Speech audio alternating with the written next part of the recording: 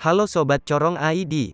Kita tak lagi heran soal rivalitas Amerika Serikat dan China, yang tak hanya menyasar sektor ekonomi dan perdagangan, namun merambah pula ke pengaruh geopolitik ke kawasan Asia Tenggara.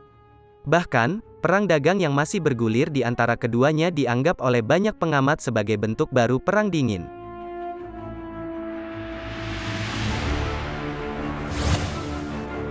Genderang rivalitas antara dua kekuatan besar ekonomi, dinilai sebagai gejala fenomena yang lebih besar, di mana segala usaha mereka dipertaruhkan demi menjadi negara adik kuasa. Adu kekuatan tak lagi terbatas pada sektor ekonomi dan perdagangan bos, namun menjalar menjadi adu pengaruh ke sektor keamanan ke berbagai regional, termasuk Asia Tenggara. Polarisasi antara AS dan China seolah meruntuhkan nilai-nilai multilateralisme yang telah dibangun negara dunia sejak akhir Perang Dunia II. Sahabat sekalian, sebagaimana yang telah dikatakan oleh Menlu Retno Marsudi, bahwa konfrontasi dan perselisihan akan mengakibatkan penderitaan, bukan hanya bagi yang kalah, tetapi juga bagi yang menang. Ujaran tersebut seolah menjadi sinyal bahwa Indonesia, sebagaimana banyak negara lain di dunia, memilih untuk memegang nilai multilateralisme, dengan mengedepankan kerjasama ketimbang memilih salah satu kekuatan. Fenomena yang terjadi di antara AS dan China tidak dapat kita prediksi ke depannya. Inilah yang membuat negara di ASEAN tak memiliki pilihan lagi.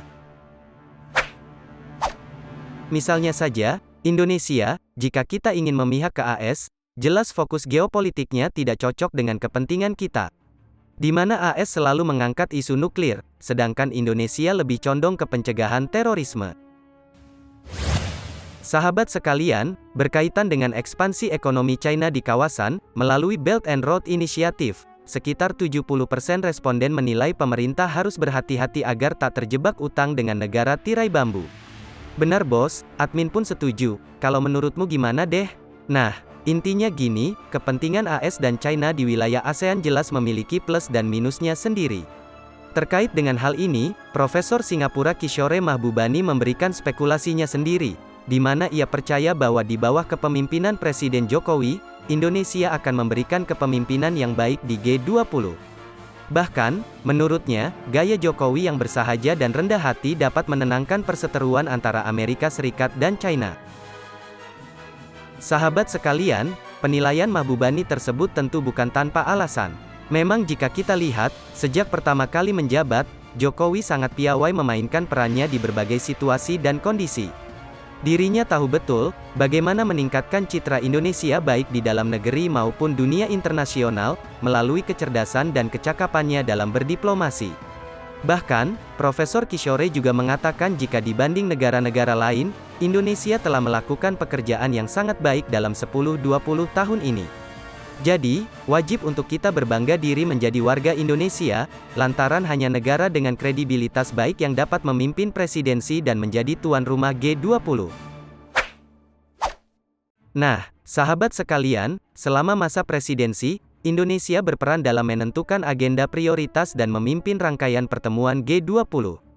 Dan kabarnya, tema yang diangkat oleh Indonesia pada kepemimpinan di G20 ini ialah Recover Together, Recover Stronger.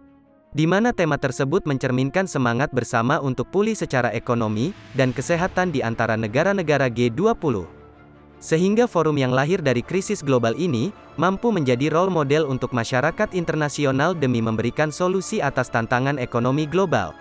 Dan terpilihnya Indonesia sebagai Presiden G20 saat ini, adalah waktu yang penting untuk dapat menunjukkan kepemimpinan Indonesia di mata dunia, serta menjadikan Indonesia sebagai role model pemulihan ekonomi di tengah pandemik saat ini.